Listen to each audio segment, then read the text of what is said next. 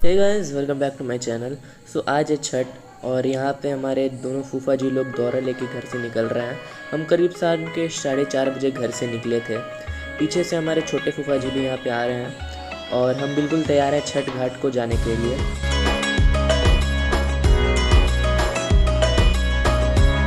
मेरे घर पे मेरी मम्मी ने और मेरी दोनों बुआ ने छठ किया था, जो कि अभी बिल्कुल तैयार है छठ घाट को निकलने के लिए।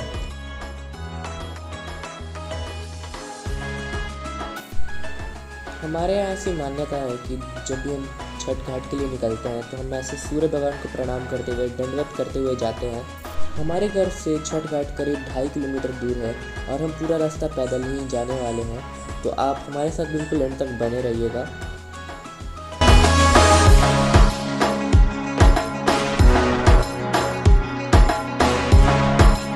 कुछ देर पैदल चलने के बाद हम यहाँ पे पहुँच चुके हैं मेन रोड पे, और जहाँ पे हमें बहुत लंबी कतार मिली है लोगों की और लोग बहुत ही जोश के साथ छठ घाट की ओर जा रहे हैं।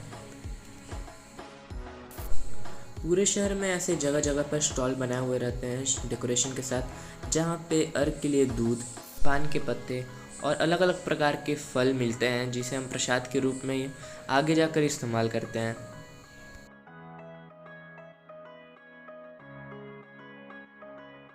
जैसे जैसे हम आगे बढ़ रहे हैं वैसे वैसे लोगों की भीड़ बढ़ती जा रही है। लोग अपने अपने घरों से निकलकर छठ घाट की ओर पैदल बढ़ रहे हैं। कुछ ही देर और चलने के बाद हमें यहाँ पे छठ घाट का द्वार मिल चुका है, जहाँ से अब छठ घाट की दूरी मात्र 1.5 किलोमीटर की है और आगे लोगों की भीड़ बहुत ही ज़्यादा है और सभी में उत्साह और उमंग का माहौल है।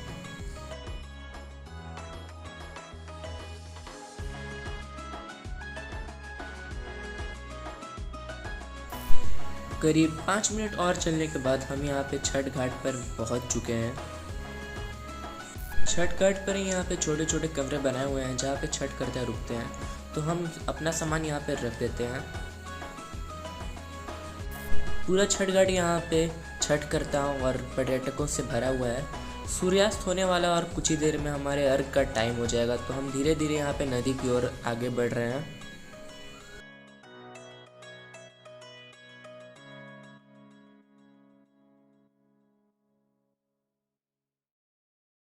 जो भी छठ करता है आज के दिन नदी में स्नान करता है और सूर्य भगवान को जल अर्पित करने के बाद यहाँ पे समय हो जाता है अर्घ चढ़ाने का। ऐसा माना जाता है कि जो अर्घ होता है वो अमृत के समान होता है, तो हम अर्घ को अपने सर के ऊपर डालते हैं और आशीर्वाद मांगते हैं छठ मैया का और सूर्य भगवान का। और इसी तरह यहाँ पे शाम वाला अर्घ समाप्त हो जाता है और देखते ही देखते जो आने वालों की भीड़ है वो जाने वालों में तब्दील हो जाती है और इसी के साथ यहाँ पे आज के दिन की समाप्ति हो जाती है।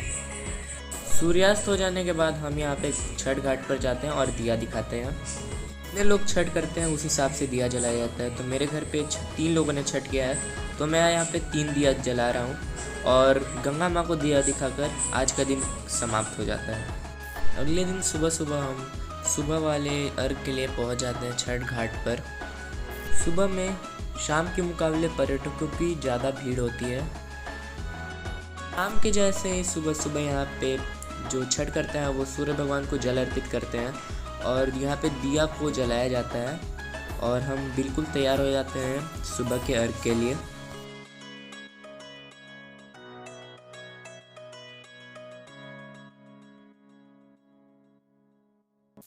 सुबह सुबह पानी के शीतल जल में शाम की तरह ही अर्घ दिया जाता है।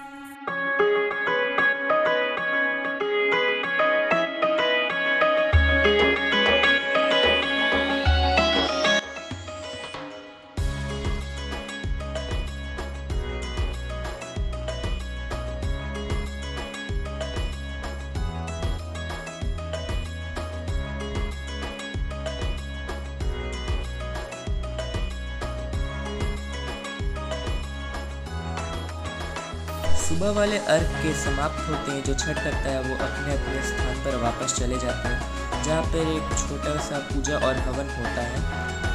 हवन के समाप्त होते ही यहाँ पे जो उनका व्रत है वो ख़त्म हो जाता है और हम जो है उनके आशीर्वाद लेकर उनसे प्रसाद का मांग करते हैं। इसके बाद कल शाम की तरह हम वापस से दिया दिखाने जाते हैं और जो ढकना होता है उसमें जो दिया वगैरह रहता है उसे हम नदी में अर्पित कर देते हैं।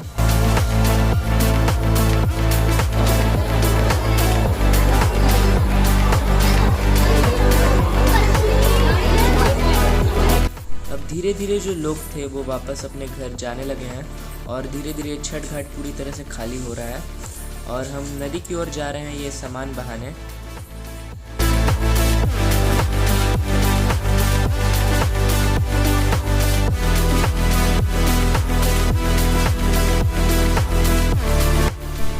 दिया को अर्पित करते हैं यहाँ पे हमारा छठ महापर्व समाप्त हो जाता है। मैं होप करता हूँ आप सभी को ये ब्लॉग पसंद आया होगा और इसको बहाने के बाद हम उगते हुए सूर्य देव को प्रणाम करके आशीर्वाद मांगते हैं और अपने अपने घर चले जाते हैं। आप सबको मेरी तरफ से जय छठी मैया, जय छठी मैया, जय छठी मैया।